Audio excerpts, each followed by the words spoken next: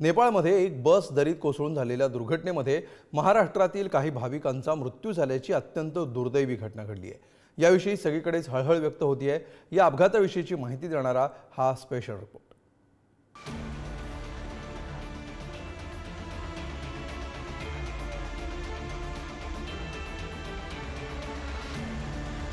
नेपाळच्या मर्सांगडी नदीत बस कोसळून असा हा अपघात घडला।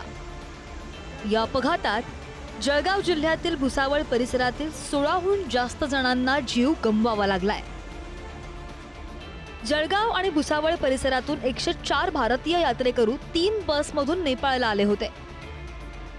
महाराष्ट्रातून देवदर्शनासाठी निघताना त्यांना कल्पनाही नसेल की त्यांच्यावर अशी वेळ ओढावेल। 2 दिवस पोखराला भेट दिल्यानंतर शुक्रवारी सकाळी 3ही बस काठमांडूला रवाना झाल्या। यातील एका बसचा शुक्रवारी सकाळी मर्सांगडी नदीत अपघात झाला आणि 16 जणांना प्राण गमवावे लागले।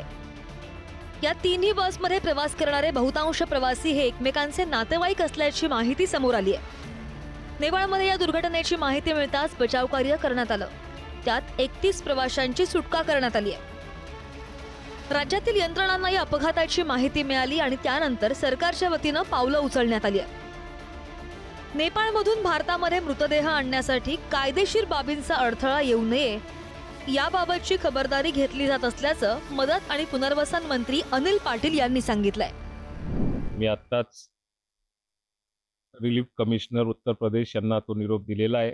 आमच्या विभागाच्या डायरेक्टरांकडून तो निरोप पोहोचून जाईल आणि नेपाळ शासनाकडून ज्या काही आपल्याला रेस्क्यू होणाऱ्या बॉडीज असतील त्या उत्तर प्रदेश रिलीफ कमिशनरांनी त्या स्वीकारून त्या जिल्ह्यामध्ये महाराष्ट्रामध्ये पोहोचवण्याची त्यांनी व्यवस्था करावी अशा प्रकारची विनंती रेस्क्यू टीमला आणि रेस्क्यू करणाऱ्या जे रिलीफ कमिशनर जे आहेत उत्तर प्रदेशचे त्यांना त्या सूचना दिलेल्या आहेत।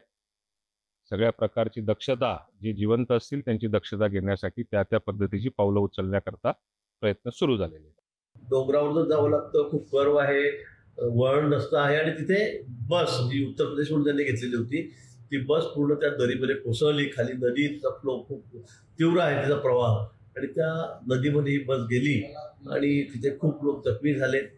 काही अजून 4 लोक तिथे मिसिंग आहेत। 9 लोकांना आता हॉस्पिटलाइज करण्यात आलेलं आहे। 12 लोकांना मिलिटरी तिथून काढलेलं उचललंय, पण दुसरीकडे शिफ्ट केलेलं आहे आणि 18 लोकांच्या बाबतीमध्ये अजून काहीतरी शंका आहे। अपघातग्रस्त झालेले त्यांना काढण्याचं काम त्या ठिकाणी सुरू आहे, पण आमचा संपर्क त्यांच्याशी आहे। जळगाव जिल्ह्यातील भुसावळ परिसरात या अपघाताची माहिती मिळाली आणि त्यानंतर शोककळा पसरली आहे। राज्यातील सर्वपक्षीय नेत्यांनी अपघाताबाबत दुःख व्यक्त करत अपघातातील मृतांच्या नातेवाईकांना दिलासा दिलाय। सन्माननीय मुख्यमंत्री महोदयांनी चीफ सेक्रेटरींना सांगितलं आहे। माझी चीफ सेक्रेटरींची चर्चा झाली। चीफ सेक्रेटरींनी त्या ठिकाणी उत्तर प्रदेशच्या चीफ सेक्रेटरीशी बोलणं केलं आहे। बॉर्डरवर आपले जे यूपी आणि उत्तर प्रदेशचे जे सगळे अधिकारी आहेत त्यांच्यासोबत चर्चा झालेली आहे। मिनिस्ट्री ऑफ एक्सटर्नल अफेअर्सची चर्चा झालेली आहे। आपली जी काही या ठिकाणी डिझास्टर मॅनेजमेंट रूम आहे त्याचं कोऑर्डिनेशन आपण करून दिलेलं आहे। त्यामुळे सर्व प्रकारे त्या ठिकाणी जी काही मदत आहे ती मदत देण्याचा प्रयत्न आपला आहे आणि उत्तर प्रदेश सरकारच्या मदतीनं ज्या काही त्या ठिकाणी बॉडीज आहेत त्या आपल्याला महाराष्ट्रात आणण्याचा आम्ही प्रयत्न सुरू केला। अतिशय दुर्दैवी घटना आहे ती आणि असे ऍक्सिडेंट्स टळले पाहिजेत, पण नेपाळमध्ये रस्त्यांवरच्या सुरक्षितता या फार मर्यादित आहेत, डोंगरी भागात विशेषतः। त्यामुळे महाराष्ट्रातल्या 14 जणांचा तिथं दुर्दैवी मृत्यू झालाय। भुसावळच्या या पर्यटकांचा दौरा कसा होता त्यावरही एक नजर टाकूया।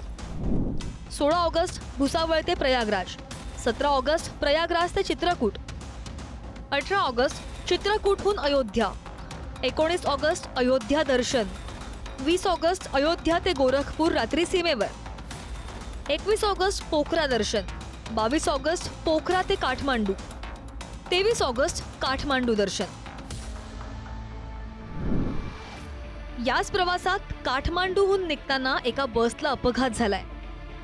राज्यातून देवदर्शन आणि पर्यटनासाठी गेलेल्यांचा हा अंत हळहळ करायला लावणारा आहे। जळगावहून सचिन गोसावी, नाशिकहून किरण ताजणेसह विक्रांत शिंदे, पुढारी न्यूज.